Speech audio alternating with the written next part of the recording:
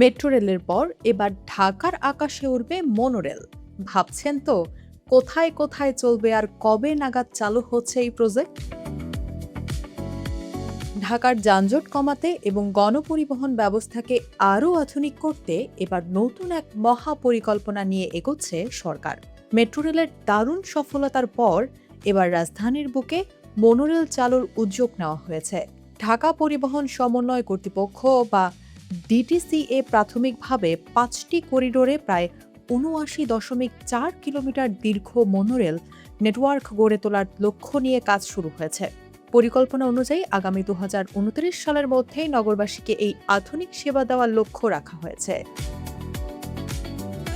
DTC এর পরিকল্পনা অনুযায়ী প্রাথমিকভাবে যে ৫টি রুট প্রস্তাব করা হয়েছে সেগুলো হলো বিমানবন্দর জলশিরি, বিমানবন্দর সাভার, মোহাম্মদপুর পাগলা, মধ্যপাড্ডা তুলতা এবং রামপুরা ড্যামরা।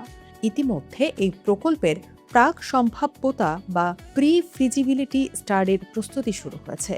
এই সমীক্ষার জন্য সরকার থেকে প্রায় ৮ কোটি টাকা বরাদ্দ চাওয়া হয়েছে।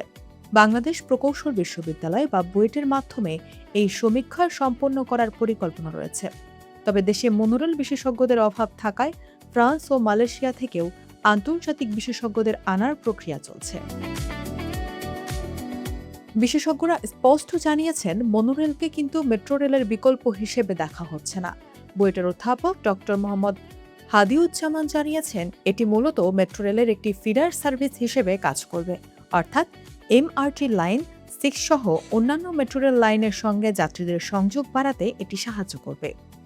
আগামী ৩ মাসের মধ্যে অগ্রাধিকারপ্রাপ্ত দুটি রুট চূড়ান্ত করা হবে। প্রকল্পটি সরকারি অর্থায়ন, পাবলিক প্রাইভেট পার্টনারশিপ নাকি টার্নকি মডেলে বাস্তবায়ন করা হবে তাও এই সমীক্ষার মাধ্যমে ঠিক করা হবে। এই প্রকল্পের অন্যতম বড় চমক থাকছে পুরান ঢাকাকে নিয়ে।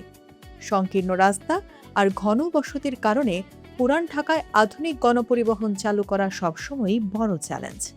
তাই সরকার পুরান ঢাকা কেন্দ্রিক একটি মনোরেল করিডোরকে বিশেষ অগ্রাধিকার দিচ্ছে, যাতে এই এলাকার বাসিন্দারা সহজেই মূল মেট্রো রেল নেটওয়ার্কের সুবিধা পেতে পারেন।